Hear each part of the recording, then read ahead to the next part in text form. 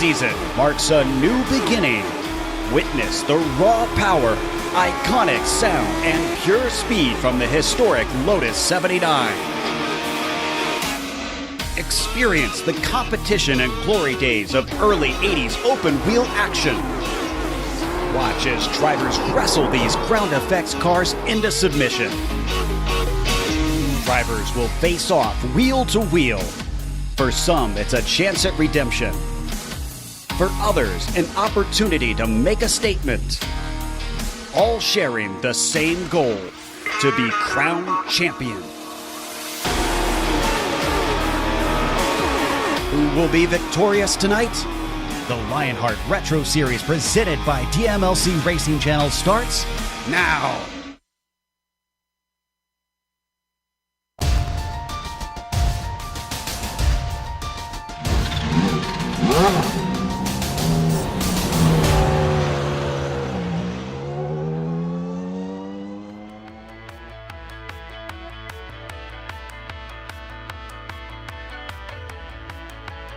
We are all gamers, and HyperX is always ready to game. Competition, commitment, excitement. This is Lionheart. From Phillip Island, it's time. Global Sim Racing Channel's coverage of Season 4 of the Lionheart Retro Series presented by the DMLC Racing Channel. The Fisch Motors Grand Prix of Phillip Island and all of the simulated retro Lotus 79 action from green flag to victory donuts streams your way right here live as it happens on the iRacing eSports Network. From the land down under and the home of the two most famous crocodiles there ever were, Dundee and Hunter. Welcome to another GSRC broadcast and the Sim Experience Countdown to the Green. Alongside the banker Brian Yazik, I'm Jason Galvin, joining you in the virtual press box for tonight's Fisch Motors Grand Prix of Phillip Island action. Sean Ambrose is our astute director, as always. Fantastic camera angles coming to you right side up from Dougie Beard. Phillip Island Grand Prix circuit is legendary in Australia. The track once hosted the event that eventually became the Bathurst 1000, and tonight it hosts these vintage Formula One cars in a race sure to thrill. Let's give you a tour with our GSRC track guide.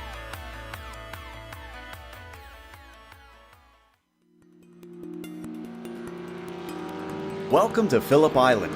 As the name implies, this track is located on a splotch of land off the south coast of Australia near Melbourne. While there's been plenty of racing here for close to a century, the track's current incarnation has only been around since the late 80s. And this version is a doozy. With only 12 turns spread across the roughly 4.5 kilometers, it's a decently fast circuit. But what really makes this place stand apart is the incredible variety in those few corners. From negative to positive camber, early apexes, late apexes, blind crest, hairpins, sweepers, if you name it, it's probably got it. On top of that, the front stretch tends to offer up a slipstream with its incredible length, but it then forces the drivers into a game of chicken by chucking them into the frightening doing. Corners like Lukey Heights stretches a car's grip to the limit and then shocks you with a sudden downhill braking into MG. Retaining something of an old-school twist, unlike most modern courses, Phillip Island has earthen embankments running along many parts of the track. While it's meant to keep the cars safely retained within the circuit's confines, anyone unfortunate enough to manage to jump them will be faced with a ton of damage for their troubles. A variety of types of racing take place at the track, including motorcycles, lower-level open-wheelers, and touring cars. Possibly the most well-known among those is the Australian Supercars Championship. With the Aussie reputation of having dangerous, difficult, and challenging circuits, Phillip Island certainly holds up to the standard. The beautiful views of the beach and the ocean may lure some of the fans in, but there's no doubt that the incredible racing at this unique track keeps them around.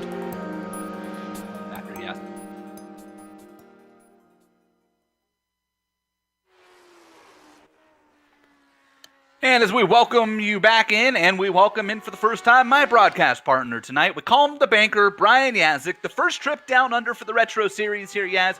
We have run here in the IndyCar. Differing opinions in the broadcast booth here tonight. I love the place. You thought it was the devil down under. Has a little bit of everything. It does. You're absolutely right, Jason. Hello, everybody. Welcome to another wonderful show here on the iRacing Esports Network. fueled by Global Sim Racing Channel. There you see on track, it's an odd layout to look at from the top side. Phillip Island, you've got 4 corners to the right, 8 to the left to make up our 12 corners for 2.76 miles or 4.4 kilometers for everybody else in the universe that uses that system. Jason loves the track. It has a feel of a roval. So if you drive the Charlotte Roval, you kind of know that feeling. Or you drive those road courses that really you carry a lot of speed at. Watkins Glen would be a very, very good comparison across the pond to what Phillip Island is. But you see right here that massive front stretch, especially with these Lotuses we've talked about all season, having that massive drag. So you're going to see a lot of passes set up. Think about the sort of action that we saw a couple weeks ago heading up to the final set of corners at Mosport. That's the sort of excitement that you're going to see heading off into turn 1. And remember, kids, all of this countdown degree is brought to you by the Sim Experience AccuForce steering system with the most advanced tuning features on the market. The AccuForce Direct Drive is second to only the Real Thing. To check out the entire Sim Experience line of products, head on over to simexperience.com. Let's take a look at the driver standings presented by DMLC Racing Channel. That is, of course, our title sponsor. Mark Cohn's working on a video right now over in another series that is sure to thrill. Why do I know that? Because Yazik and I just left that series to come over here and broadcast. Let's just say that they're not going to make it to the end of their time limit. We will here, I assure you. Sage Karam leading Ryan Otis right now by 10 points. That's because Otis had a pretty big week last week at Pocono, and Sage got wrecked early. Boy, that could have been even bigger. But remember, Ryan Otis was involved in the last caution of the event, and it cost him possibly a top 5 and a shot at a win. Aaron Morgan, another second-place run last week. That young man is going to break through at some point, and when he does, we're going to have a party like Mark Martin won the NASCAR championship. George Sandman fell to 4th, Finian up to 5th, and look at Little Train. With his first win in the Retro Series, skyrocketed 10 spots up to P6 in the driver standings. Let's move over to the team standings presented by HyperX, and it's no big surprise here, but the Raven Motorsports duos continue to lead the way in this one, and it's the Sage Karam anchored team with George and Zaldo and Travis Jagerländer, which should really shine here tonight on the road course between Sage and Travis. That is in first. James Paulson, Ryan Otis, Dustin Wardlow, just 12 points back as those two teams keep going at it, and Senrock Esports all of a sudden has all sorts of company for P3 with the Ricky Harden Mardi Gras Tommy Ryan team back there in the 4th position. Moving on and taking a look at the rookie standings presented by Butt Kicker, you'll notice a new name atop the Rookie of the Year standings. That would be our own Chris Reagan, jumping up 3 spots after a very good run last run out. Now you got Jason Bossy there in second. Classy Jason Bossy. Yeah, I didn't forget about that name. Unfortunately, Trevor Malone, luck kind of ran out a little bit as well. And you see Richie Hearn, the big loser out of the top 5, dropping 4 spots with Tommy Ryan. You just mentioned him with that team kind of building the momentum as the year goes on so far. Tommy Ryan, solid 4th spot there. And there's his partner in crime, Ricky Harden in 6th. Scotty McClendon in 7th with Michael Kangaroom Gray. Hey, a home track race for the Australian driver. And then we've got, you see Bruno Miranda back there. Doesn't look like he's joined us either, and neither is Crow. So, yeah, the Rookie of the Year battle, the thing to look at there, the top half, that top 5, it's this constantly changing situation, much like the real world out there for everybody from that side of things. If anybody remembers what Bruno Miranda's last road course race was like, he got all the way to turn 1 and then was and then had nowhere to go. Made it to the scene of the crash. Yeah, maybe he decided beat the first responders by a solid 15 seconds. Beat everybody, yeah. So maybe he decided to sit this one out, do a count of that. We are in the middle of qualifying right now, and before we look at that, we want to remind you the best of the best in the iRacing World Championships, as well as many of the top private leagues, like this one right here, showcased on the iRacing Esports Network. If you have not done so yet, make sure you subscribe. GSRC is certainly proud to be part of the IESN stable of broadcasters. The Lionheart Racing Series is powered by HyperX, and it is the premier open-wheel racing league in the land. Oversees 2 great series, the Lionheart IndyCar Series presented by First Medical Equipment, and tonight's featured series, the Lionheart Retro Series, presented by the DMLC Racing Channel. Both race in honor of the late and great Dan Weldon. Mentioned that Lotus 79, the Retro Series. Just what is the Retro Series? If you are new here, this is the 4th season that we are running these Lotus 79s. You see, season, we're getting close to that halfway point. This is round 6 of 18 total. 2 teardrops representing the 2 worst finishes. The 2 worst finishes get dropped out. Easy enough for me to say. This is an adjusted fixed setup with the Lionheart resident setup guru, Andrew Kinsella. I know he pops in on chat, so maybe like if we give him a nice little shout out there. Cash and prizes totaling $6,671. And I'll tell you what, all of these series details come to us thanks to Minus 273, the premier name in karting gloves. Industry leading gloves, super lightweight, super durable. 2 words you cannot use to describe me. Made of breathable poly spandex. Whether you're a kart, a sim racer, Minus 273 gives you the control to reach victory lane. For more information on Minus 273's full line of gloves and apparel, visit minus273.biz. Don't forget to use the promo code LHRS to get 25%, yes, 25% off of your order. If you're wondering, does breathable poly spandex prevent my hands from smelling like a sweaty football player's shoulder pads in July in Phoenix, Arizona? The answer is yes. And I know this, Brian. Why do I know this? I'm petrified because that was such an oddly specific example. Well, I covered the Arizona State football team when I was in college. And so, Phoenix, 120 degrees and shoulder pads is not fun. But the reason I know this is because I just took my hands out of my Minus 273 gloves after 2 hours of wheeling a slow, obese stock car around Rockingham, and they smell like baby powder. Just go out and buy the gloves now, boys and girls. That's all you need. Get your Minus 273. Absolutely. Hey, we're qualifying, and we got a bit of an upset in the books right now that we're keeping an eye on, because here comes one Sage Karam around. He's not going to get there. I don't think Sage got all his laps in. Checker flag comes out, and Sage Karam did not get to the stripe on his final lap. And guess what? Upset City. For the first time on a road course this year, Sage Karam is not your pole sitter. It is Ryan Otis, the defending series champion. The 1 minute 22.022 second lap. Sage Karam in P2, followed by Chris Reagan. What a run for Chris Reagan. He'll start P3 after his first podium a week ago, and his teammate Richie Hearn starts right next to him. Little Train, last week's winner, Lionel Callisto, carrying the momentum over to a 5th place start next to George Sandman, our winner in the season opener. Pat Dodson sits in 7th. David Clymer in it. Pat Dodson's in 7th. Wow, I just screamed right through that. Pat Dodson, welcome to the top 10. That's a great qualifying run for Pat. David Clymer will start 8th. Tommy Ryan and Classy Jason Bossy finish out the top 10. In row number 6, Scott Holmes on the inside. The Candyman, Dustin Wardlow to his outside. James Paulson, Scotty McClendon making up the next row back. There you got Dean Mardi Gras Mall with Mike Eleanor Rigney, the series founder. George Anzalta there at 18th. Travis Yeager, liner 19th. Ryan Corns rounding out row 10 and 20th. David Altman and Trevor Malone back there in row 11. Paul Jenkins and Bobby Mikes in row 12. Michael Gray, Ricky Harden in row 13. Finian DeCunha did not take a lap and will start 27th. My apologies to fans of Scotty McClendon. I missed him. He's starting in the 15th spot. And then you have Aaron Morgan in the 13th spot. Another name that I missed. sort of fun. Had to come back and tidy that all up. Let's go through the onboard cameras, something that hopefully I don't mess up.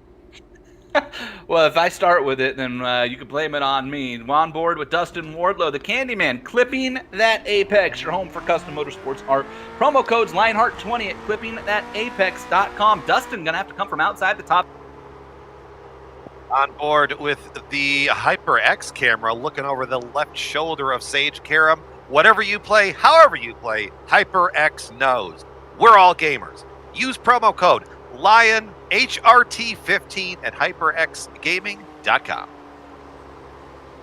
Sliding on back in the pack, and it's classy Jason Bossy for Senrock Esports. That 17 Mark Blundell tribute car with the Espo Designs onboard camera. Get yourself a racing identity. Visit at Espo Designs on social. And then we're going to jump back to the Fisch onboard camera. Fisch Motors, George Sandman there. Located in Walnut, Illinois. Family owned since 1983. A big thank you to Ron Hacker, who is a staple of the Lionheart Racing series and a competitor in both series throughout his career. Not running tonight, but over on the IndyCar side. Brought the Fisch Motorsports, or Fisch Motors sponsorship to us. Ron does so much for the league at our yearly Iowa meetup in July as well. Cars are rolling around right now. And currently coming out of Siberia, and they'll go under the first bridge here, up through turn 7 to the left, and then they'll curve back to 8, and then they'll climb the hill to Lukey Heights. Lukey there. Beautiful, beautiful camera shot. To turn 9, this is Lukey Heights. They come around and then like falling off the edge of the earth down into turn 10 and 11. And look at that camera shot. Boy, does that not give you a night. Boy, that really, yeah, you feel that holding the steering wheel. You come, because that corner that they're coming off of, that left, you're screaming. Oh, Sage Karam's off the track on the pace lap. Oh! It caught Sage off guard even. Back up, going back through the field there a little bit. That's going to be an off track, so there goes any shot at a clean race for Sage at a track that otherwise is pretty easy to get one at, so he's going to lose a bonus point right off. And here we go. Pace car peels off, and Ryan Otis is on it, and Sage Karam was not ready. Boy, Ryan Otis screaming out of the gate. Sage Karam's under attack already from Chris Reagan. Reagan's got the inside advantage as they head off towards Duhan in turn number 1. Otis, the leader. Reagan inside of Karam, going to try to make it stick, and Chris Reagan's going to take P2 for now, but Sage able to fight back. Look at them wheel to wheel as they come through here in turn 2.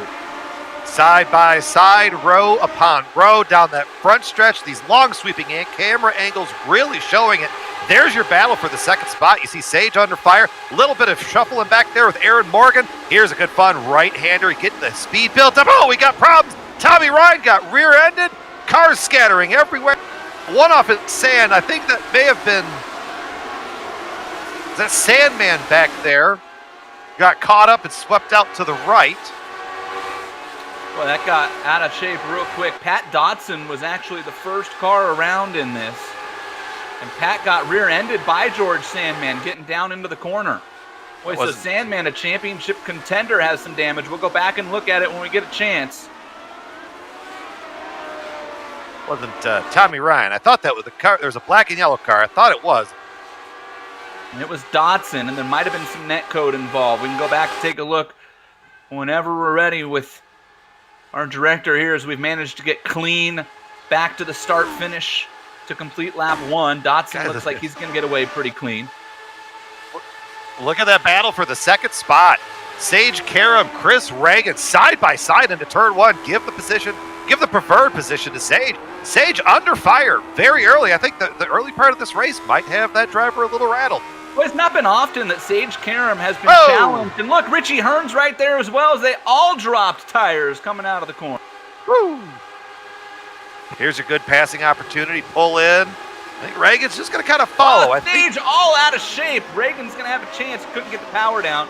Boy, Sage was really sideways there getting into Honda corner. You know, I'm wondering if Sage has some kind of hardware problem with the pedals or something. It just, the car just seems way too unstable. By you know, we watched him all these years, or all these races. The car just seems very quirky for Sage. Remember, he went off on the pace lap right here in this corner.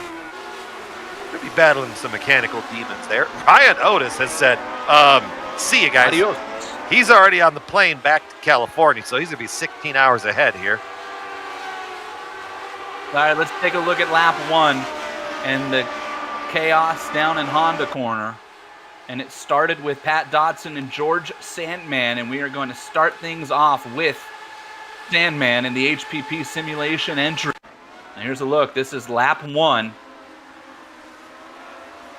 And here's Dodson in the Sim Experience car. Dodson comes out. Now there's Sandman, and you're going to ride on the roll bar of George Sandman. Dodson tries to make a move here, and Sandman just mistimes it, Yaz. It looks like, and then maybe probably add a little bit of extra brake on there, maybe thinking that move wasn't going to work. Something happened because there was just that rapid deceleration. Bunch of cars spun off behind them there. In fact, we've got cars that are in the pits out. Ryan Corns was the Blundell Tribute Senrock car that you saw around. Ryan Corns has retired from this race. Bobby Mikes has also called it quits. Paul Jenkins went off, by the way, in turn 2 and is currently the last car running. Everybody else seems to have gotten away with it. If you're wondering what happened to Sandman, he's all the way back to 21st. You talk about some ground to make up. Here's George Sandman. We're looking at the battle for 5th with David Clymer leading the little train, Lionel Callisto, and then Jason Bossi right behind him. You know, you look at this battle and you look at probably the extra confidence that Callisto, you heard it in his voice in the last race. Just that relief. He finally got that monkey off of his back.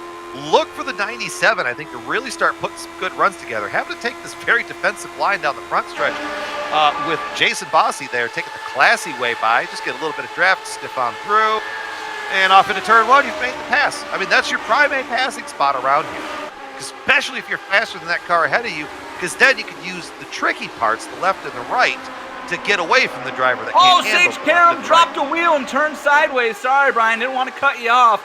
Boy, he almost lost it. That would have been the end of his race if that thing turned around because there's a tire barrier. And take a look at this. It's allowed both Reagan and Richie to catch right. Just getting it out there. And that corner is tricky because it does fall away. Oh. Good save. Quick on the wheel, you have to be there if you're Sage Karam. And you know this car doesn't like to be unloaded, so you can't come all the way out of the throttle, Brian. You and I talk about that a lot, especially on the ovals, but it's true on the road course as well. If you lift fully and it's not straight in a braking zone, you're going around. Yeah, just the way that the car just goes. We see it so often. You lift out and just something in the whole inside of everything just doesn't really like that. You know, kind of when you eat the questionable gas station sushi and your insides don't enjoy that experience, I kind of think the same experience over that way. Yeah, California, we don't buy the gas station sushi. We got too many good restaurants around, sir. Just for the record. I come from a town with one restaurant. Yeah, and no ocean. Sage Karam trying to hold off Reagan. Reagan's got inside position here. Sage can be able to cut him off a little bit. Now let's see if Reagan get the power down. Nope, look at Sage starting to pull away as they get the corner exit. Boy, keep it off of that line though, Sage.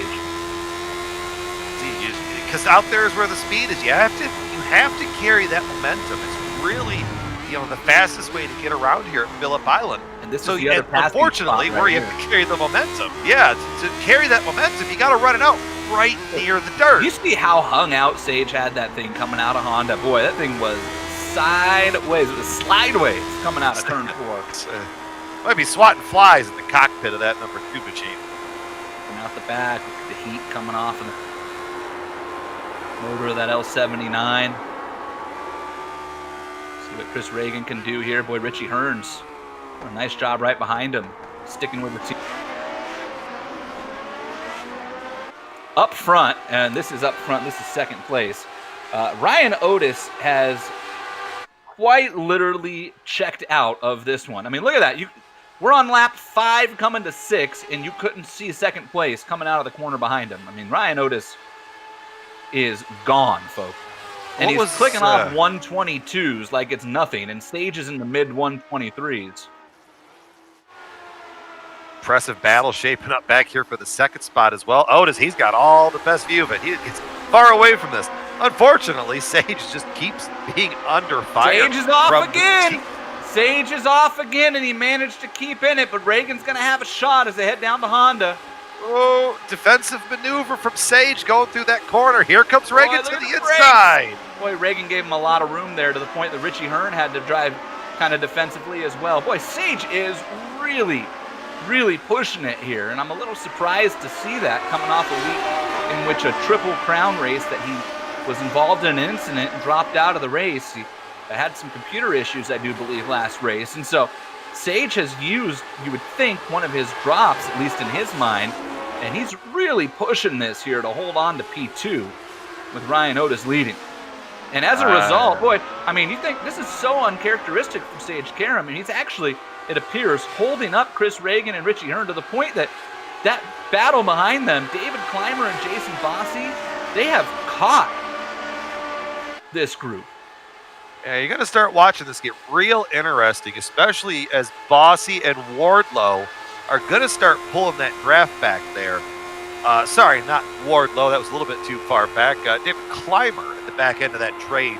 Oh, here comes Richie with the power move to the outside. Outside of turn 1, which puts you to the inside of turn 2. And Richie Hearn up to the 3rd spot. Great move by Richie Hearn on his teammate. And Bossy able to lop off some more time to these guys. Jason Bossy, you were just on board. That Espo Design's on board. He's the 2nd quickest car on the track right now. And further back, Little Train around Dustin Wardlow and up to the 7th position. Aaron Morgan up to the top 10 now and right behind Tommy Ryan as well. So we got action all over the track here at Phillip Island. We're on lap 7 already. Flying through this one as we head on board with Aaron Morgan. And that's Tommy Ryan just in front of him. Aaron Morgan qualified back in 13th. He's up 3 spots.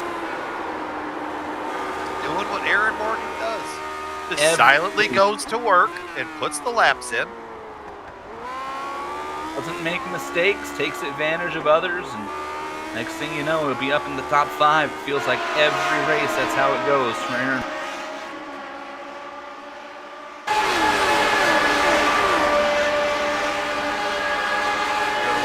Race analysis, 51 laps tonight, 22 laps is the max stint that we have been told on fuel. 25 incident point cap, or 25 incidents equals DQ, and minus 10 points off of your points total. Oh, Sage getting it sideways again. Look at that. Here comes Richie. And I think Richie's going to be a lot more aggressive going into this corner than Chris Reagan was. How good is this? As Richie tried to send it and finally had to back off. And look out, Reagan, easy, but everybody's stacked up. Bossy and Clymer are here as well. How good is this, guys? Think about this right now, what you're watching here on the iRacing Esports Network and GSRC. Sage Karam, real-life NTT IndyCar Series driver, Indy 500 competitor every year, and he's under attack from Richie Hearn, a real-life winner in the IndyCar Series. They're together. Richie's around. Richie's around. Richie spins off the track. Sage is around. Reagan's into him. Bossy's into him. Chaos here on lap 8. Bossy's off the track and sliding. Somehow, Sage held onto it. So did Reagan. Clymer got through there clean. Gonna have to check damage. No idea where Bossy's gonna cycle back to now. Bossy's gonna fall all the way back. It looks like the 7th or 8th. And boy, poor Richie Hearn all the way out of the top 10. Oh, man. Let's take another look at that one as things have calmed down. And lap number 8. And we told you. Turn 10 is where calamity happens here. It's that blind corner. Let's take a look at the run through the sections. This is out of Siberian 6, up to the left in 7, the right-hander in 8. Now you climb the hill to turn 9, Yaz. What do you see? Richie getting that draft going trying to make that power move here to the inside. He's got a good lane. Car kind of holds together. Oh, the curb. Just barely tapped the curb. Sage Tokyo drifts the bottom corner. Meanwhile, Richie's spinning around up there. He goes off the kitty litter. Let's go take a look at this onboard. You're going to see curb, side pod, sand, grass. Thankfully, invisible corner markers, and Richie all the way back to 15. Boy, does he have some ground to make up now. Although that car looks okay, and now we check on Sage Karam, who is still under attack from Chris Reagan. How everybody got out of there without serious damage, I'll never know. Some heavy hits for some open wheel cars. And the L79, Yaz, as you and I are all too familiar with, is notorious for having what you would think would be lighter, minimal contact turn into catastrophic, devastating damage in this car. And yet it appears everybody has managed to avoid that. It didn't happen to us. Never. Never. If it's you and I racing, that's when the little tire pop Yeah, and we I would have shoot both a been tire out the upside car. down. George Sandman, meanwhile, trying to recover from his lap number 1 incident, trying to work his way back up through the field. Just got around George Inzaldo. You're on board with the series founder as he watches George Sandman drive away, coming out of turn 2. And this is down into 3. They call it Stoner Corner, and then the hard right, the hairpin, that is Honda Corner.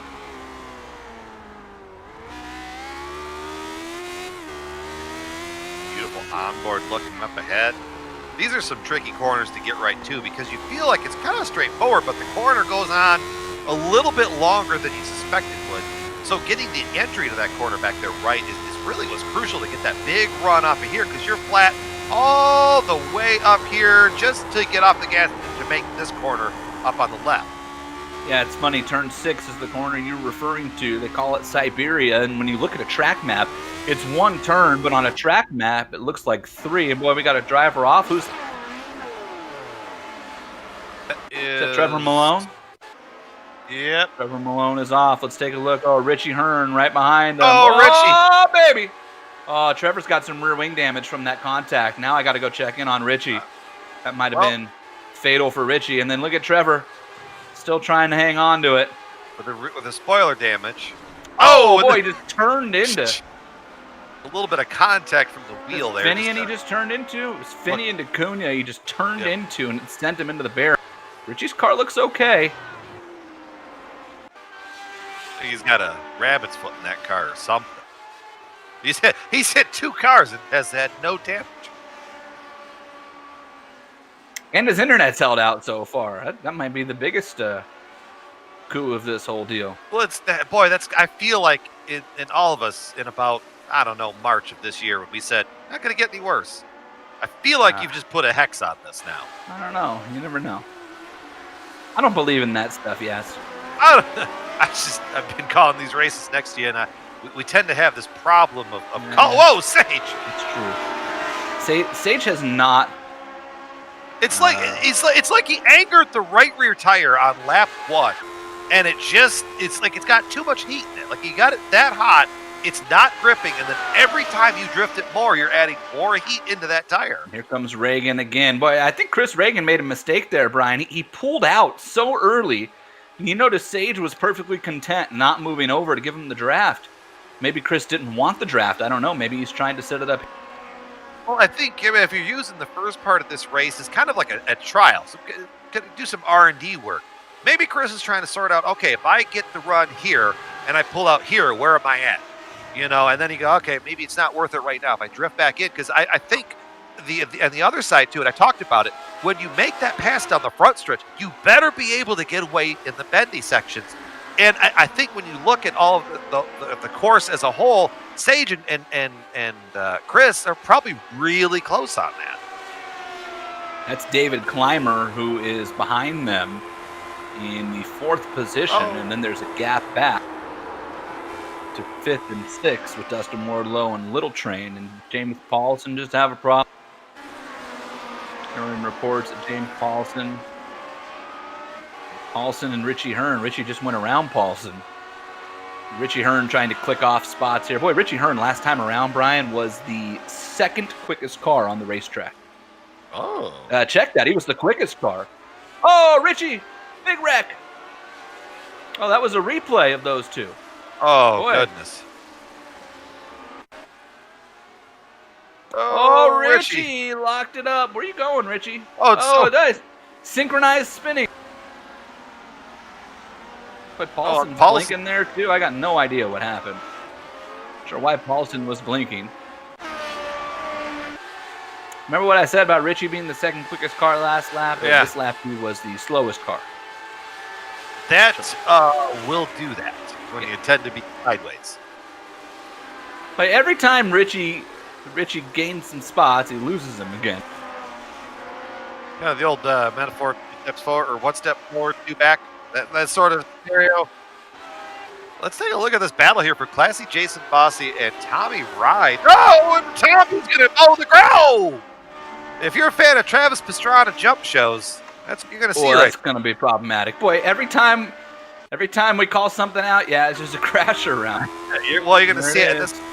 This is the other part that's really, really tricky. The exit of this corner, the way it dumps out, if you get into the corner just wrong, and you're going to see, woo! Yeah, you get into the corner just wrong or get out of it just right, and that's what happens. The rear wheel just wants to kind of carry that momentum around, and unfortunately, it's that barrier right there is just waiting for you. Looking on lap 14 of 51, we're 7 or 8 laps away from pit stops, we believe, and this is the battle for P2 here in the Fisch Motors Grand Prix of Phillip Island. Sage Karam, Chris Reagan, David Clymer, and they are already, as you see on the left side of your screen there, 10, 11 seconds now behind Ryan Otis, the race leader. You know, I got a question here. I think in the downtime between races, Sage has decided to run 410 sprints on iRacing, because every time he's coming out of these corners, that car is dirt tracking. Probably going to see it. Of course, you get through that corner just right, make a liar out of you. But we've been seeing it most of the race, just the rear end of that machine dancing around, especially under battle there from Chris Reagan, bringing Clymer back up into it, just sneaking through here to a top 5.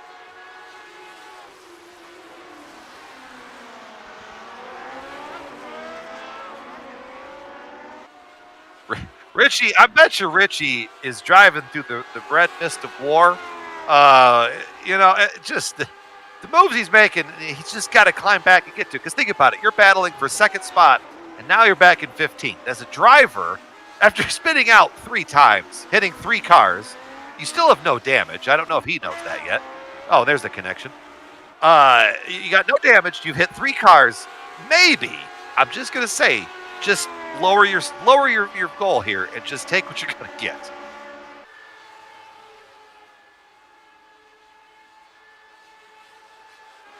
Let's go take a look back up at the battle for second yet again. You see a Sage, Reagan, and Clymer back there. 3 cars battling. This is pretty much the best battle that we're seeing on track. Let's just kind of keep our eyes going. We're going to go on board here with Clymer. You're going to kind of see where Tommy Ryan fell out right there as you get the corner of that exit.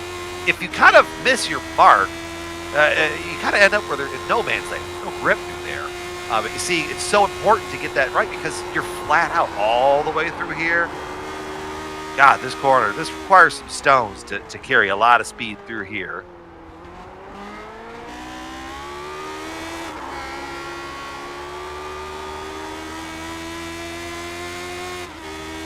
Meanwhile, you know who's quietly gaining ground here yet? I guess Aaron Morgan. Aaron Morgan up to 9th, and he is reeling in Jason Fossey, who's in 8th. And that's George Sandman just behind Morgan. And George Sandman is also driving like a maniac right now. Fossey to pit road. Jason Fossey to pit lane. First car in. And he does so here on lap 15. He's in the window. 2-stop race. Window. It's a 2-stop race no matter which way you slice it. So maybe he's getting hit this stint out of the way to try to be light on fuel at the end. Exactly what he's doing. If you do the math here, that would put him just about in the spot where he'd be running out with 1 or 2 laps to the good, I should say. He'd take the checkers 1 or 2 to the good. Boy, look at the left front wing damage for Jason Fossey. I think I don't remember that coming from the Reagan Richie Hearn incident, but maybe that's pretty severe. This car can take some front wing damage, Brian, where it bends a little, but when it crinkles up like a 1985 Civic in the Car Crusher, that's probably not a good. Candyman and Little Train. This is now the battle for P5. 2 really good road course racers you're watching on screen between Kalisto and the Candyman. Wardlow needs a good finish and some good luck too. Had a decent run going at Pocono and had a good road course run 2 races ago. In our last race, it was at Mossport where he finished up there in the top 5, and that was nice to see. But again, ran into troubles in the IndyCar Series at Motegi last week, and good to see him up here in the 5th position. as we're all very aware, still a long way to go in these races. My wife just got home. I'm wondering if she brought me some Dewar's ice cream. You know, it's like 106 today here in Bakersfield. So, oh, trouble! Sage and Reagan.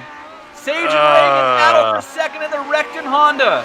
We knew that that pressure cooker was eventually going to pop. And Reagan just overdrives entry and plows Sage. That opportunistic move. Boy, and again, there's some net code there going into Honda, but it won't much matter, nor will it really make Sage Karam feel better, I don't think. Boy, and then look at Sage just drives into Reagan to get him out of the way, and that's actually going to be a problem for Sage. I don't know if he realizes this. I know that he was in a hurry, but that caused quite a bit of front wing damage to Sage's car. Yeah, you look at it, just peeled up on driver's left. Going to be real hard to try to keep that going as this race progresses. Yeah, I'm real curious at top speed. I'm watching him now. Let's see what he gets to here into the corner. Sage up to 152 and Dustin Wardlow up at 155 behind him. So that's definitely going to hurt Sage Karam's straight lines. Well, Clymer was about 153, 154. If you look at the car up the road, no draft, kind of a clean lap. So, maybe. If there's anybody that could probably wield it like that, sure. Age. In the pit window, and so far we've had a couple cars take advantage of it. And actually, just Jason Bossy. Everybody else has had some in. Worth noting, Scott McClendon has been to pit road twice, is now 4 laps down. David Altman, 5 laps down, looks like out of the race. Trevor Malone, Pat Dotson, Ryan Corns, Bobby Mikes have all called it quits. Well, Chris Reagan with a drive-through penalty for avoidable contact on Sage Karam. So Reagan recovered to 6th place, but race director David Cordy just came on the mic and said drive-through penalty for avoidable contact, car 19. And that means Chris Reagan will have to come out of the 6th position and take a drive-through. And remember, he's on pit road now. He cannot take service here either. So Reagan's going to have to make 2 trips down pit road here in the next 3 laps, 1 to service penalty and 1 for service. And there you look at that silver and green car coming at you for Elite West. He takes the drive-through this time. And boy, you see a ton of wing damage for Reagan as well. And again, I believe that came as a result of the contact with Sage. And boy, look, Chris Reagan, where's he dumped back out? Right behind his teammate Richie Hearn. Oh, just about a good spot to land. I thought he was... that could have ended in disaster back there. Jenkins getting the run out there to the outside. Reagan's only going to fall back to 11th for now. Richie's going to move up to 10th.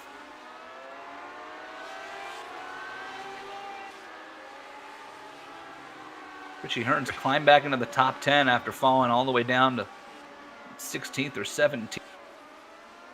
Coming up on pit stops for most of the cars in the field. So look at Ryan Otis. Is he going to come this time? No, he's not. In fact, he's already to turn 1.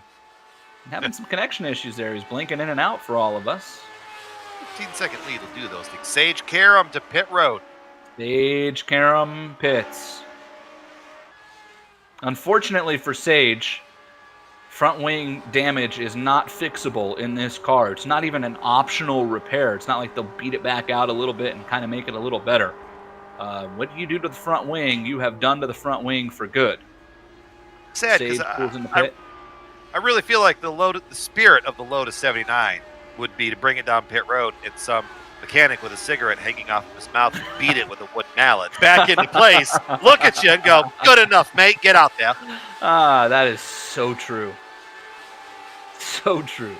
Sage is out. Let's see where he cycles through. 2 boy, don't wreck it coming off of pit road. Holy, driving it. Pissed off Batman is Sage Karam, and I don't blame him.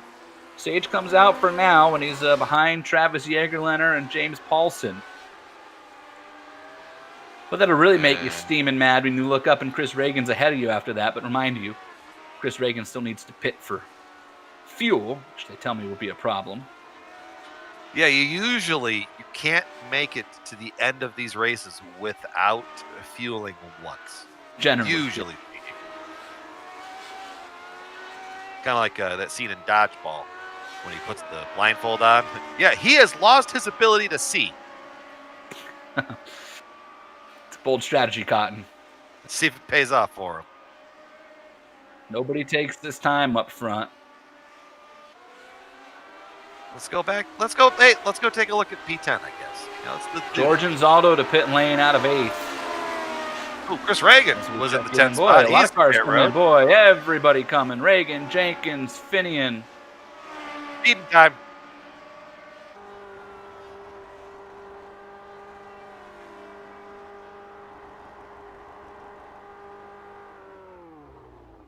George Anzaldo has already finished his service and is off, and he took tires. Great run by George so far, up in the top 10. Drives by Reagan. We'll get a true test of how Reagan comes out of all of this now.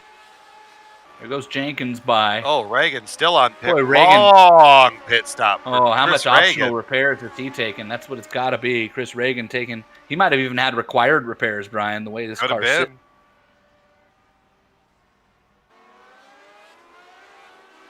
Sage Karam is up to 11th. He's the highest running of cars that have pit. And here comes your leader, Ryan Otis, to pit road. Pole sitter Ryan Otis has led every lap so far.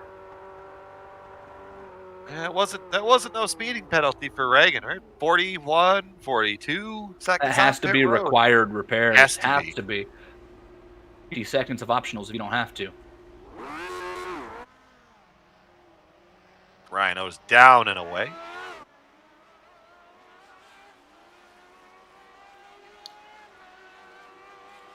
Otis. We were wondering about the new tire model, whether there. you'd take tires, and Ryan Otis didn't. Chris Reagan is down and away, so that had to have been required repairs, Brian. Chris Reagan with a minute in the pit box and a minute 24 on pit road, and he loses a lap. Boy, what a rough turn of events for Chris Reagan. He's on his way to consecutive podiums. David Clymer out in P2 and comfortably in P2. That sim pit car. Boy, you got to imagine David Clymer right now is just thinking to himself, mistake free for the next 29 and a half laps, and I got myself a P2. And remember, Clymer was dominating the opener at Homestead from the pole and was involved in that incident. The battle I'm going to be watching is going to be for that, going to be around that third step of the podium. Dustin Forlow, Sage Karam. Dustin's gained back a little bit of ground after the pit cycle. And just behind Dustin, you got Lionel Kalisto chasing up in there. We're looking on board that clipping that apex camera. Beautiful camera. Looking over the left shoulder, Ryan Otis. This is the corner, Jason, that I was talking about. It. That corner could just be just different. It just doesn't jive with how I like to want to drive it.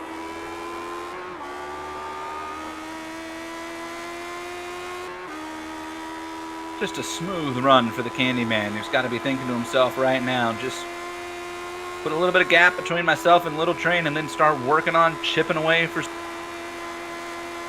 Boy, as soon as I mentioned that gap there that was closing up between Lionel and Dustin, Dustin got a really good final sector and able to stretch that out just a little bit, so that battle has simmered down right now. But it's Sage Karam. I don't know. He's off again, but just ran the fastest lap of anybody on track last time by. So Sage very well might at that pace might catch back up to Clymer. It's interesting that Clymer's pace has slowed so much, but even more so that Ryan Otis has really taken his foot off the throttle here. Well, when you have a 18 or 15-second lead, that tends to make things a little easier. You're gonna see this battle for second.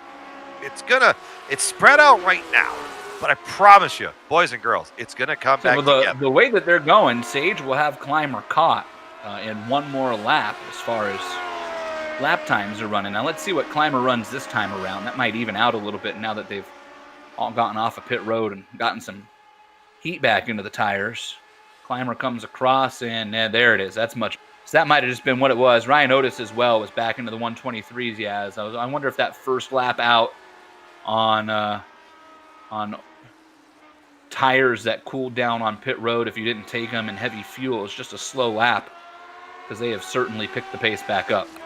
I watched everybody fall back in line. So the 23 mid to high 23s pretty much is what your top 5 is running. Mike Rigney, David Clymer just went by.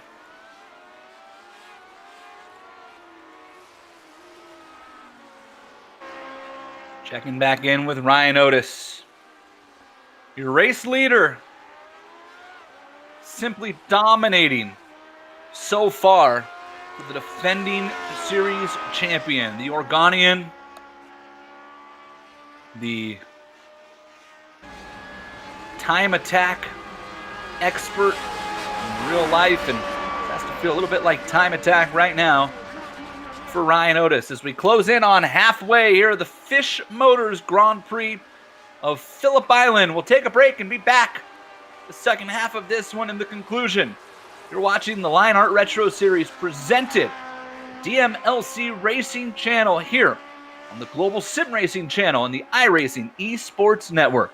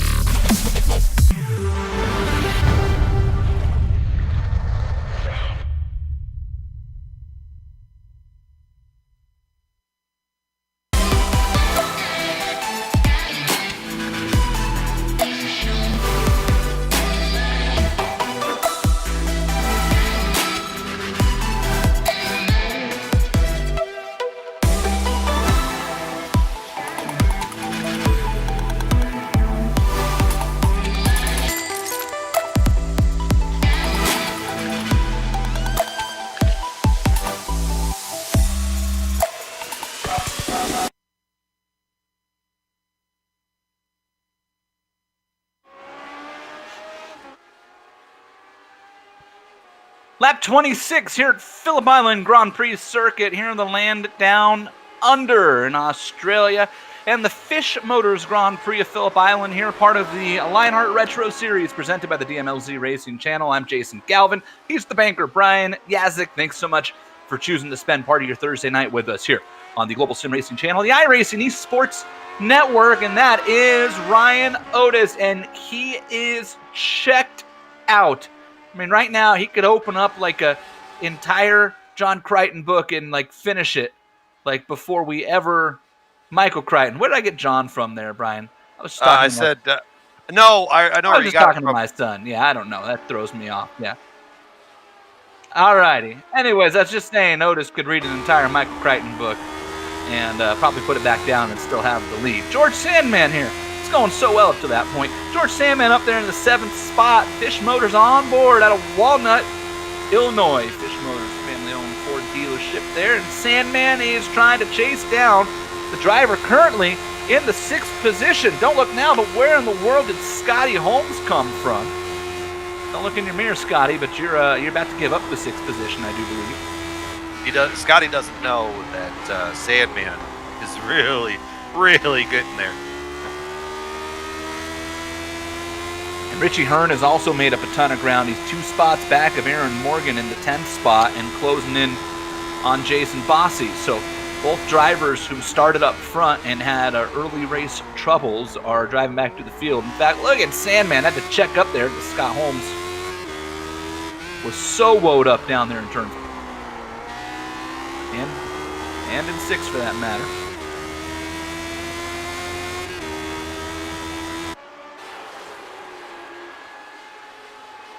coming up through 7 and 8, the S's into Lukey Heights, turn 9. The blind corner, look at them slide the rear end of those L79s around down into 10. Hard first gear right, back on the throttle. You flip the throttle here in 11, get it nice and set up for the big exit, and then you are wide open for what feels like an eternity. Out of turn 12 and down the Gardner pit straight. Here comes Sandman with a big run. Very tricky 1-2 situation right here. The turn 1 gives you the preferred lane. The turn 2 kicks you right back out to the outside. So Sandman getting that pass done before he'd have to go back out to the outside. Richie, I'll tell you what, Richie Hearn is charging back up through this field. He's driving like a man possessed. Sean and I were talking about it off air there under commercial. He's just on it. He's just on the button, ripping off, lap times comparatively in the top 3 lap time wise. And, he just got by Classy Jason Bossie there, working his way forward towards Aaron Morgan. There's a couple cars grouped together. He might need a little bit of a miracle. But he could potentially leapfrog into the maybe 7th if Sandman falls back. Because the lap times are there. It just needs a little bit luck, a little bit of racing luck to bestow upon him.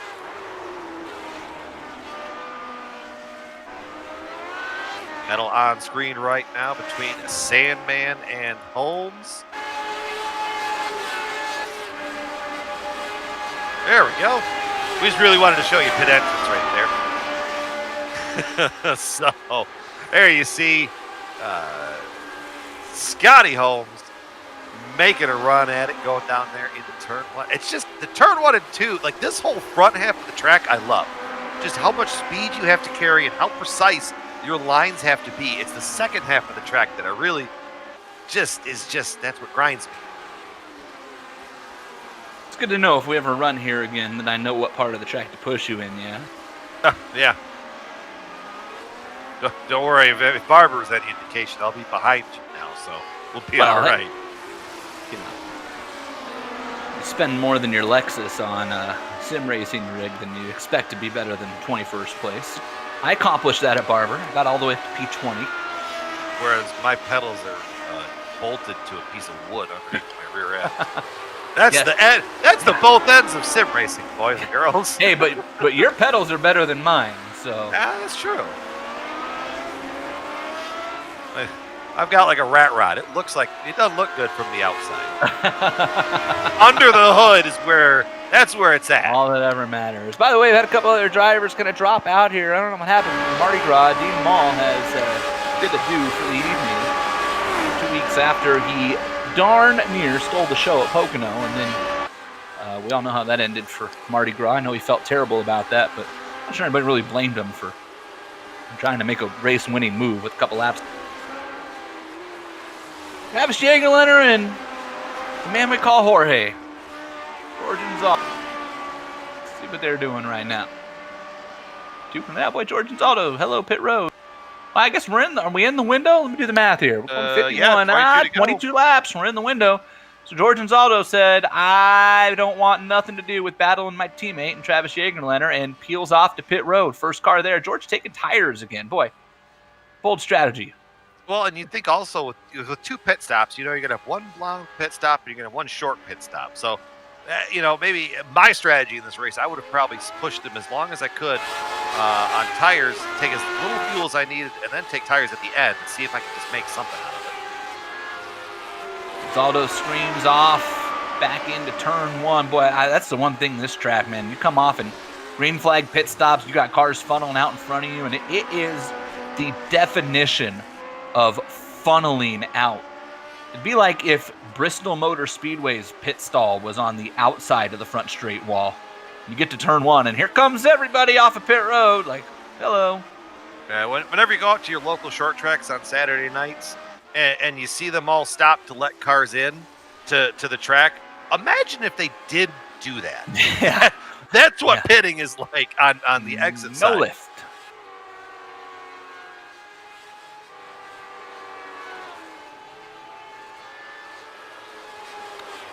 Ryan Otis out for a Thursday evening stroll right now.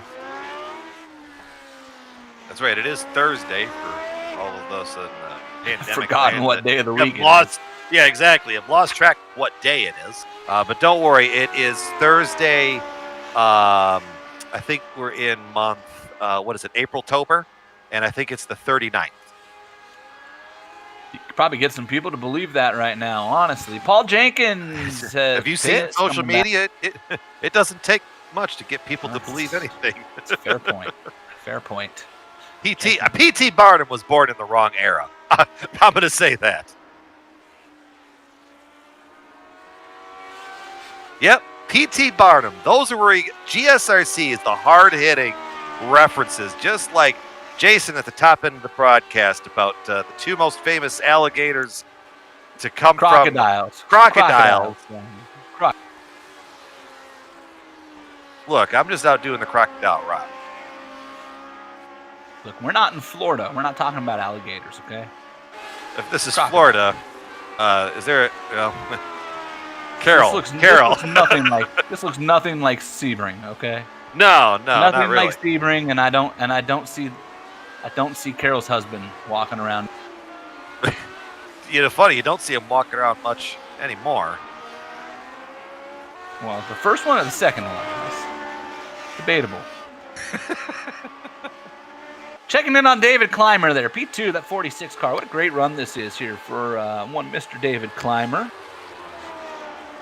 One win in his career came last year at the biggest race at Indianapolis. And guess what?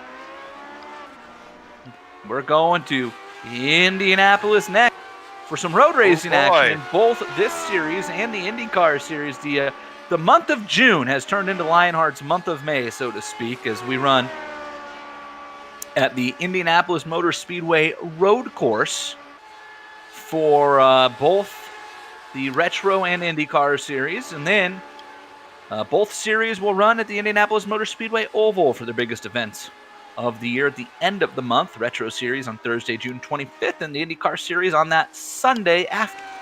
Well, and the exciting part about the IndyCar series, so we run Indy Road first, and then the very next week we're all back for qualifying. That's right. Yes, Wednesday night. Qualifying on right out here on YouTube's, as the kids on say. GSRC, yeah. So that's going to be exciting. Traditional Indianapolis qualifying for the first time in Lionheart history. 4 laps, single car, average of your 4 laps qualifying. That's going to be a blast. That's going to be a race that I wish that you could hear the internal chat, because there would be endless amounts of you-know-what talking between every single car, between some of the heavy hitters in qualifying. We'll go out and throw down a big old lap and get back on Discord. Use less than adult words, those sorts of things. Yeah, I'm sure the team Discord channels are going to be the place to hang out during. I know ours is. It's going to be a fun party there in the LPM chat.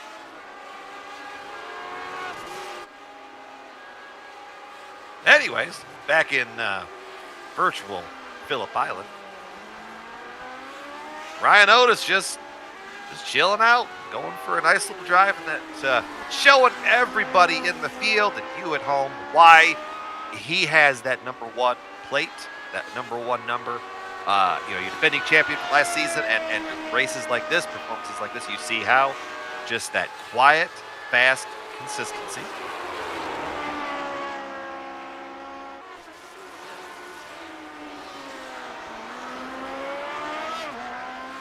Got Andrew Kinsella, where we're having some fun in the chat. He's saying adrenaline will be the better team chat. So we'll have some fun with it. Look, I have no doubt that adrenaline will be the team to beat when it comes to qualifying. And frankly, at the race as well. Andrew Kinsella, the Andrews are defending winner of that race, I believe, right? Adam Blocker won it the year before. Chris Stouffer, Joe Branch, Tony Schoen are always good at those races. So I have no doubt that will be the team to keep an eye on in both qualifying and the race. But think about the Lionheart series, Brian. If you go back and look at the fixed Indianapolis 500 that iRacing did for the first time this year, there was a whole lot of Lionheart represented at the top of the charts in several races, in several splits. And that included some of those guys we talked about, and Sage Karam, you and I both. So I think the Indy 500 for Lionheart this year is going to be something special. There's probably a legitimate 10 to 12 cars that are going to be really, really, really competitive, and that'll make that race a lot of fun. Of course, last year I came home 5th or 6th, and they were like 4 wide in front of me at the checker flag. Sage Karam? Uh-oh. Sage Karam have an issue? Did he drop? He has manually disconnected after wadding it up on pit road entry. Whoa! Boy, that is huge news. Oh, he was all out of shape that entire pit entry. You know those the couple of shows that were called Seconds Before Disaster? Yeah, seconds from disaster. Yeah, watch. You'll see what I mean. Oh, man. Look, if he was off before he even got to pit road, then Seconds he was before disaster. on it. Oh, tick, tick, tick, tick. I did. Good driver, though. He tried fighting that thing to the very end. Oh, he did. He drove it all the way to the end. Wow. What a change in the Retro Series Championship battle.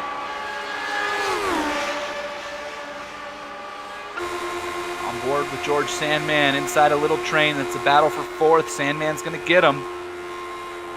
Down into turn 1. So move Dustin Wardlow up into a podium position. Fisch Motors on board for Sandman, who is coming in a hurry for the Candyman now. Well, I was saying, you talked about the championship battle being turned upside down. Sage Karam now has effectively used both of his drops, if you think about it. Going back to look at Pocono. Yeah, in Pocono he finished 29th in a double points race. And even at Homestead he was down there in 15th, which was not the finish he wanted, while Ryan Otis came home in the 2nd position. So Sage is using drops basically in back-to-back weeks of an 18-week season. And with the IndyCar series going back to racing in real life, you got to imagine there's the potential that there's an event or two that he misses at some point here. Especially, I'm thinking the month of August, specifically in the Indianapolis 500. The Retro Series is scheduled to race on both August 20th and the 27th, which I think means there's a chance Sage misses 1 or 2 races there, and that will really turn the championship way upside down and open it up for everybody. Well, I noticed the man looking to capitalize right now. Dustin Wardlow in. Candyman gets his service drive. Be a redemption story for Wardlow here.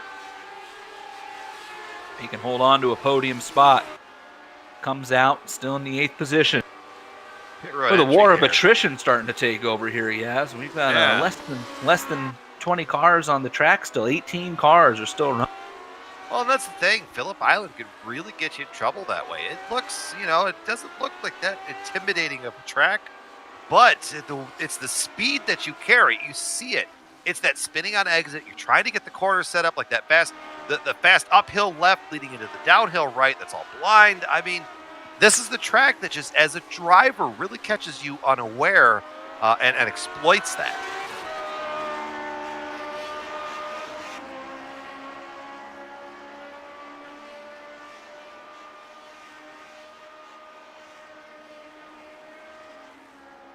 Watching the Candyman cut around the Phillip Island Raceway circuit, if you will.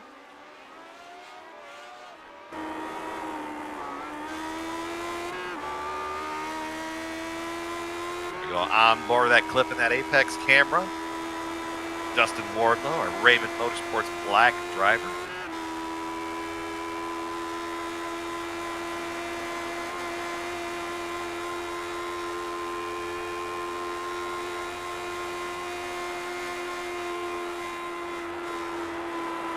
Just listening to that motor scream down the front stretch. It just makes you feel good deep down inside. I miss that noise. I miss the going on in the high crazy world. whine. The high whine of race, whether it be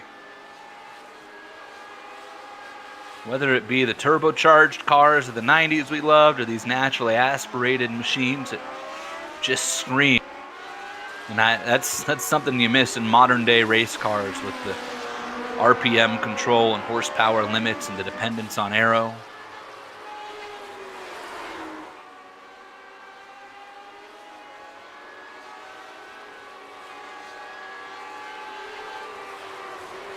We said we run through the top 10 here as we approach the second set of pit stops and give you a little bit of a GSRC race recap. It's Ryan Otis who has dominated this one from the pole. Sage Karam had just posted in the Lionheart chat on a Discord that probably should have practiced a little more for this one, and it was Otis who was able to steal the pole from Karam. As a result, led, I believe, every lap of this one. I don't think anybody stayed out one extra lap from him on the pit stops. I'd have to go back and double check. David Clymer is up 6 spots to the second position. Great run for David Clymer trying to recapture his race contending form from a year ago. That's Chris Reagan behind him. He's a lap down after running up in the top 3 early on and being involved in an incident with Sage Karam right about lap 11. George Sandman, lap number 1. George Sandman went for a ride in turn 4. What a recovery for the winner of the season opener, the HPP HyperX machine. Sandman up to P3. And that Fisch motor's on board. Then it's last week's winner, Little Train, Lionel Callisto. Started 5th. He's only up 1 spot, but that's got to feel like a race win the way this thing is played out. Little Train fell back a couple spots at the start of this race. Was around a couple of different incidents. Had to play Dodge Car. It's never a fun game to play, and has still found himself comfortably in P4. Scott Holmes right now in the 5th position, although mind you has not pitted yet. And by our math, Dustin Wardlow should jump both Little Train and Holmes after pit stops here. But great run for Scott Holmes, turning laps up there inside the top 5 right now after starting 11th. He's up 6 spots, and right behind him it's Mr. Quiet, Aaron Morgan, doing it again. Up 7 spots as it runs right now to P6 for Aaron Morgan, who is quietly keeping his name in the championship pool with consistent run after consistent run. Richie Hearn in P7 after starting 4th, but even that's got to feel like a win for the former winner in the IndyCar Series in real life. Richie Hearn has also been involved in a couple of different incidents, one with Sage Karam, one with James Paulson, and yet finds himself up inside the top 10. Then it's your first car to pit for a second time in Dustin Wardlow. Candyman out of Bakersfield, California, the DeWars entry, sitting right there in the 8th position, but he's going to pick up the spots as everybody else hits pit road here. His teammate, Travis Jagerlander, up 10 positions. That'd be impressive until you find out how many spots the next car is up. Travis, though, quietly up into the 9th spot right now as the teammate to Wardlow. And P10, how about this man, Ricky Harden? Now, the soupism caveat, right? Ricky qualified dead last of the cars that took a time. Didn't seem like a real honest effort, but Ricky Harden quietly up to the 10th position. He's just gone about his business, and he's managed to avoid doing what that race car says, which is drive it hard into the wall. Of course, Hard in the Wall is also Ricky's streaming platform. That's your top 10. Also, the only 10 cars, coincidentally, on the lead lap right now. 18 cars still remain up to 27 that took the green. Sage Karam is the first car out, down in 19th spot. Mike Rigney is 2 laps down. James Paulson, Jason Fossey, Paul Jenkins, Georgians Auto, Finian DeCunha, and Chris Reagan, who has had an adventurous race to say the least, just starting 3rd, are all 1 lap down. And let's take a look at Richie Hearn and Aaron Morgan. And this is a battle for position. Currently for 6th, it'll really end up being 7th after pit cycles come back around. But Richie Hearn's caught Aaron Morgan. Richie Hearn has been the second quickest car on the track for most of this race. Sandman to pit road. George Sandman is in. Ryan Otis is not. Otis going to run out one more. Let's pick up George Sandman on pit road. See some of the cars that are further down, a lap down on pit road there. Chris Reagan was just in. Finning DeCunha, Michael Gray as well. You're on board with Sandman. As he slides into his stall, looks good, does not jack it up, so no tires for George Sandman. Start counting it down here. 3, 2, and off he goes. George Sandman, a 7.4 second pit stop as it's timed out on our GSRC timing and scoring. He'll scream off a pit road. Let's see where Sandman slots in right now. Will Dustin Wardlow get around him? Boy, it's going to be a battle into one, and the answer is no. Sandman gaps Wardlow quite a bit. Boy, Wardlow could barely even see him. Wow. Ryan Otis to pit road. Your leader is on pit road for the final time with 9 laps remaining. We mentioned light fuel, difference of about 5 laps between when Sandman pitted and when Wardlow pitted. Sandman running those flyer laps on low fuel, probably just just got it done that way. Pit stop time was about the same. Ryan Otis, a 6.5 second stop. No tires, didn't need a lot of fuel. Off he goes. You absolutely have to prove that you're the fastest thing at the speedway.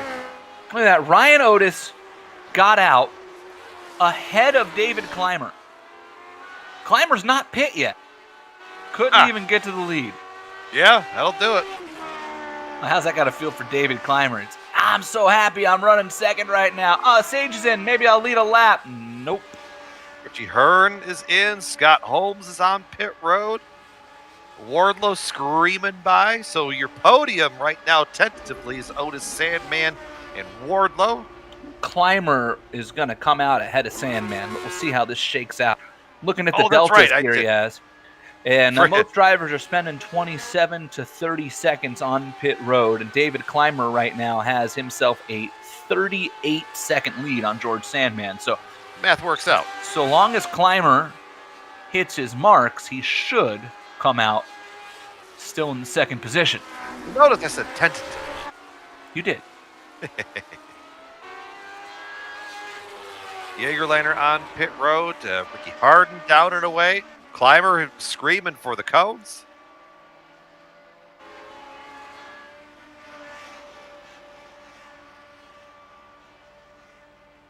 That pit road, it's strange because you have to really hustle the car. You're screaming on the pit road, and then the cones start way back around that corner. So you get wound down. Wow! Count it down for Clymer, and that's a quick stop. In fact, quicker than Ryan Otis's even. 6.5 seconds. 8 laps of fuel can't be that many Imperial gallons for this machine. Take a look in the mirror. That's Chris Reagan. He won't matter. Little train's down and out.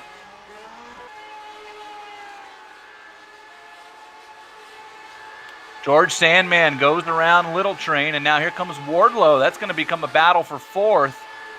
This Little Train dumps out in front of Wardlow. Well, and that battle's been happening the opposite way for most of this race, with Little Train being stuck behind the Candyman. So Little Train picks up a spot on pit road.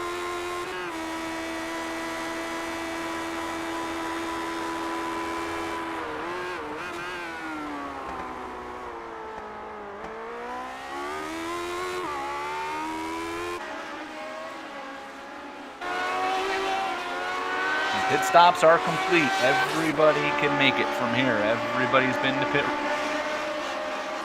You got what you got. 7 laps to go.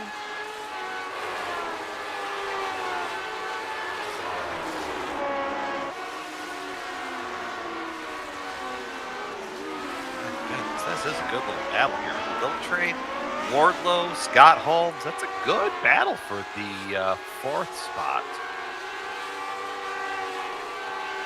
And Sandman's still in the picture. A mistake would drop him right back pretty quickly. There's somebody else on pit road. Is that Mike Rigney back to pit road again? It was Michael Gray, the Racing Kangaroo. Michael Gray at his home track on pit road. He's the driver profile here for tonight.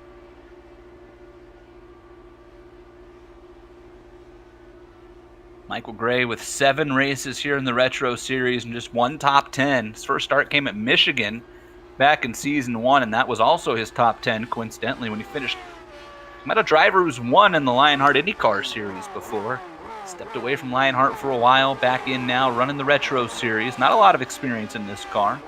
Just got to imagine he had an idea that tonight would go better than it currently is. On pit road late. Back up to the battle inside the top 5. Dustin Wardlow and Fitz. Scott Holmes right behind them, P6.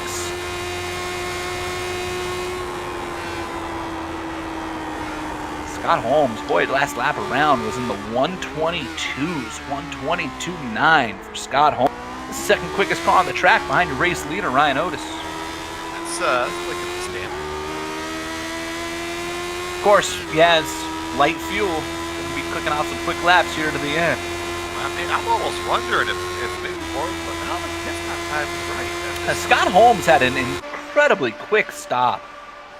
5.85 else for to keep an eye on. I wonder if Wardlow maybe took too much fuel? No, time is right there. Especially considering Wardlow had pitted quite a bit earlier. Holmes gets around him. Up into the top 5 for Scott Holmes. Holmes has 3 top 5s in his 20 career starts here in the Retro Series. All of them were 5th place finishes. That's where he sits right now.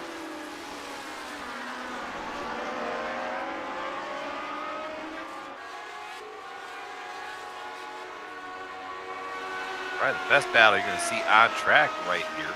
Watching between the Candyman and Scott Holmes. Only other battle for position is for 10th right now, where Paul Jenkins is trying to hold off Jason Bob. Ooh, and Bossy. Oof, we don't have to go to Pippa Bossy. That got exciting down there. Think of what happened earlier to Sage. Oh, and here's Travis Jagerlener up into the picture. Yeah, Travis drive around the outside of Bossy. Boy, that's a bold move by Jagerlener. He's going to make it stick. Can he clear him up the hill? That's the question. Yes, he does. Jagerlener up to 11. Oh, boy, look who's right behind them, Yaz. How unnerving is that for the one car, Ryan Otis? I think he's going to just go, okay, boys, I'm going to ride back here for a minute. Otis has George Anzaldo right behind him. If I were Otis, I'd probably be pulling over and pushing the clutch in. You know what, guys? I'm just go ahead and get yourself about a 10-second gap on you.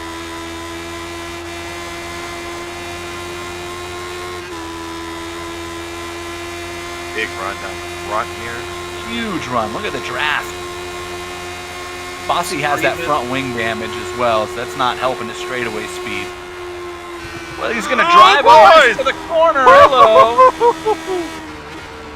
Bossy's within his right there. He's running for position, but boy, Ryan Otis just has to be thinking to himself, like, please don't make a mistake. Please don't make a mistake. Otis will certainly get him here. Look at Ryan kind of darting around, like, which way am I going to go? Go to the inside here. On the brakes. Bossy's got to give him the spot. Nice job by Ryan Otis. That was textbook right there. Almost brought George Anzaldo with him.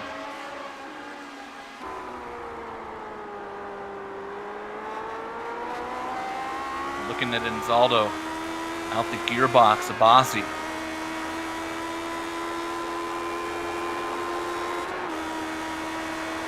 Up the hill they go. Here comes Anzaldo creeping in.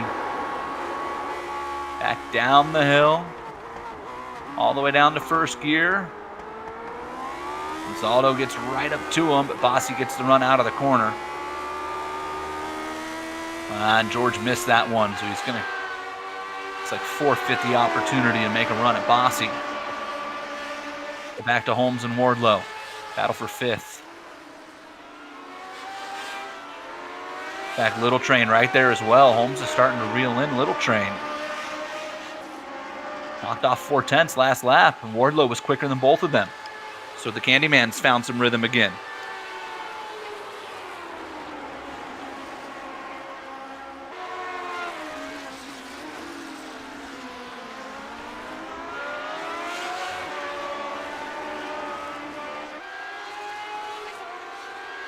The ever constant battle of speed. grip. Phillip Island kind of toss a little bit of everything to the drivers out there. Doing a big old draft.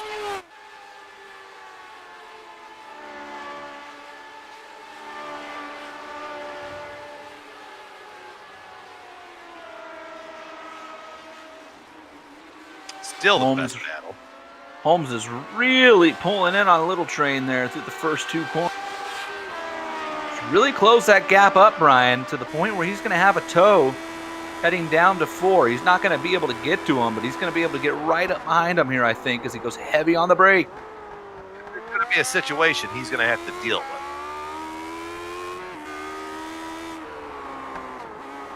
He's brought Wardlow with him. Different lines here through 6, and up the hill they start to go.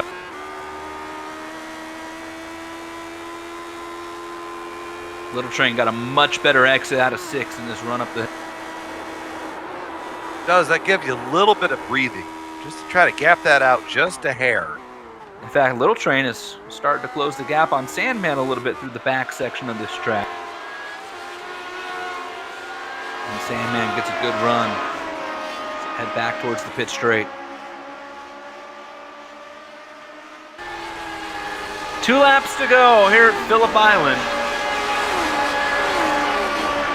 Race winner in second place seem like formalities, barring any sort of mistake at this point.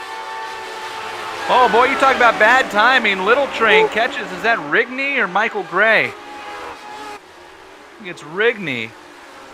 The worst spot to catch him. Everybody got through there clean.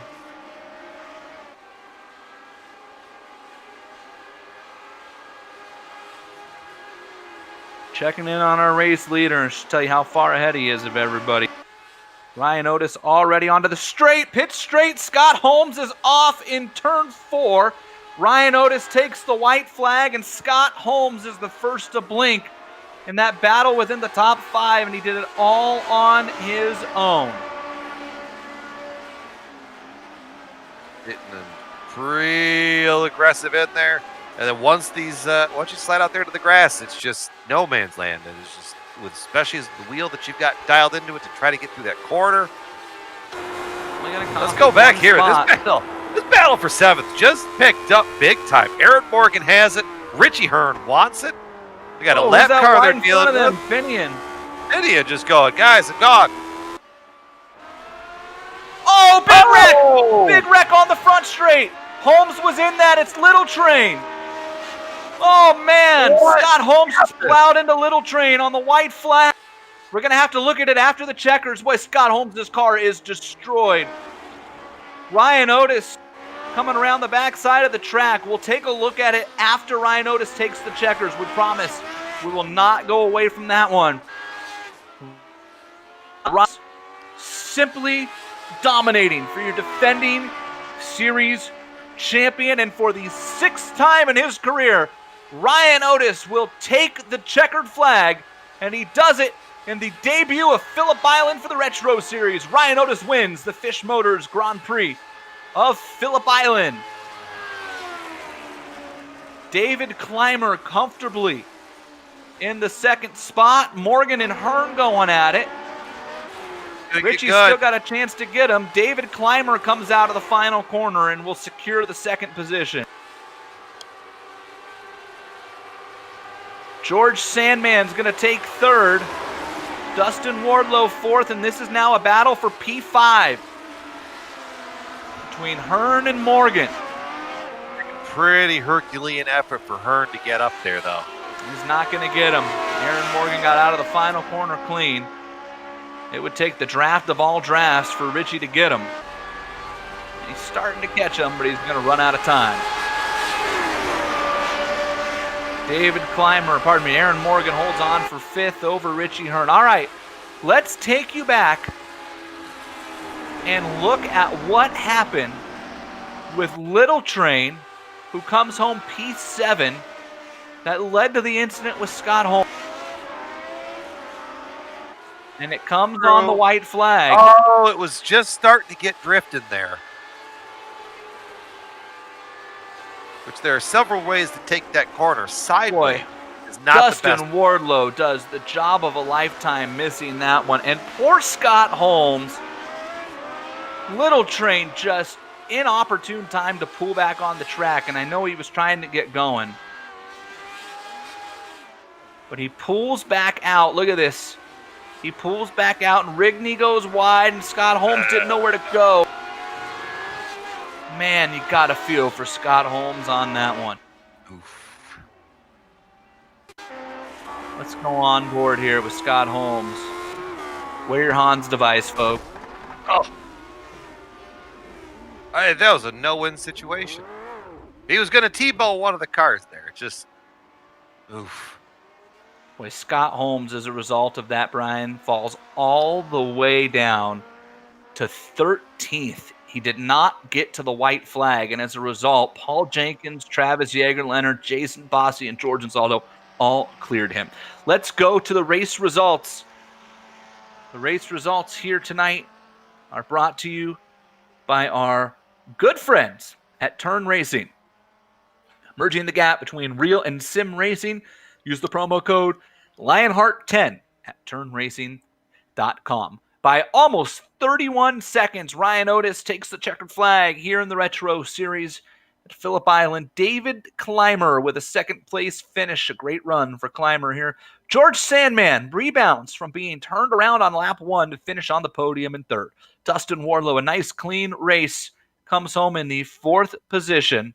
And finally, P5 goes to Aaron Morgan. Richie Hearn, Lionel Callisto, James Paulson, Paul Jenkins, the first car a lap down, and Travis Yeager-Leonard sneaks into the top 10.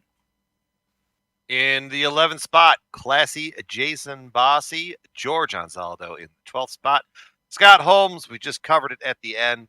Just an unfortunate end of that race. You run 50 laps, really good. Unfortunately, 51 laps is where we're at. Ricky Harden in the 14th spot with Chris Reagan in 15th. 16th to Finian Ducana.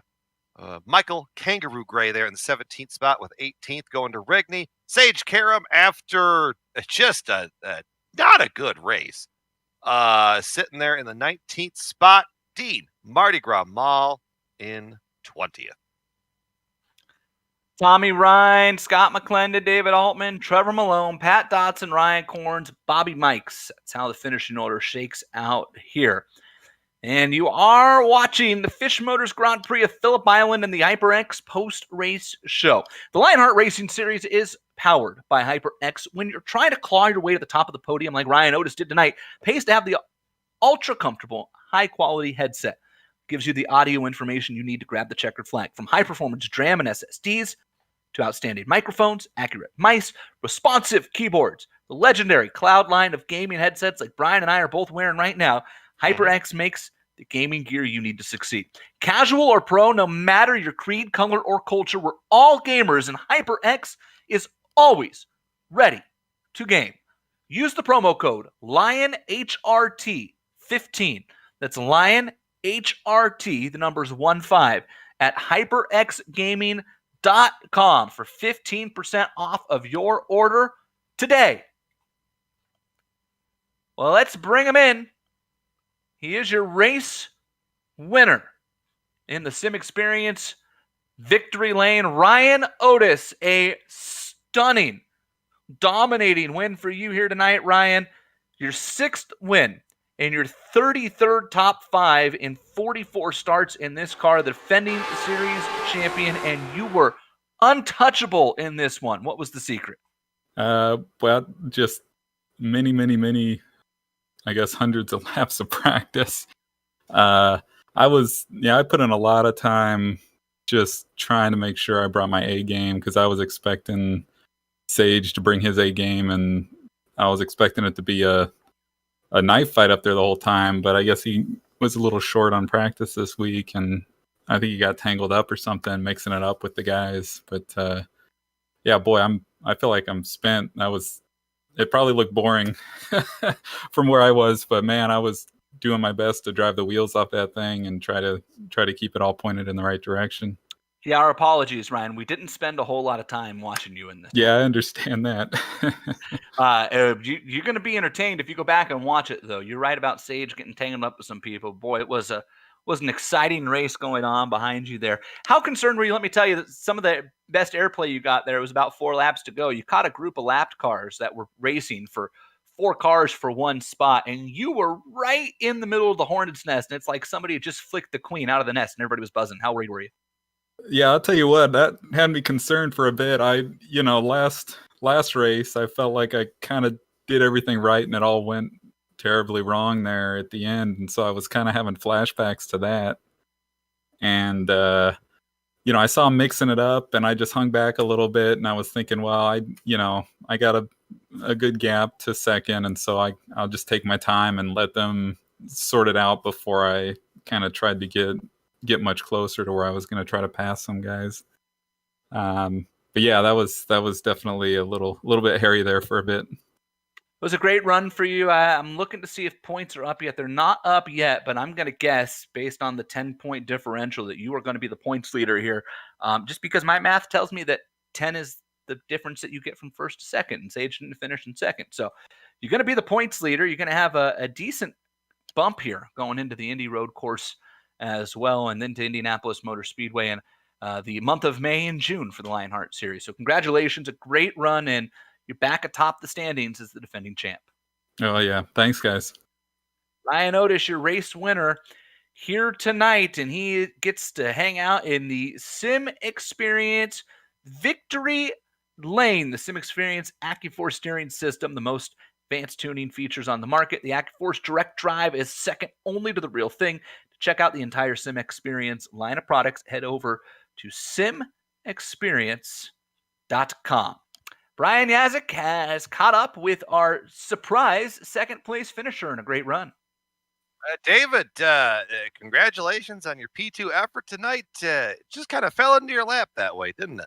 Yeah, I had some decent pace tonight, but I definitely didn't see a top podium finish. Kind of lucked into it, stayed out of trouble.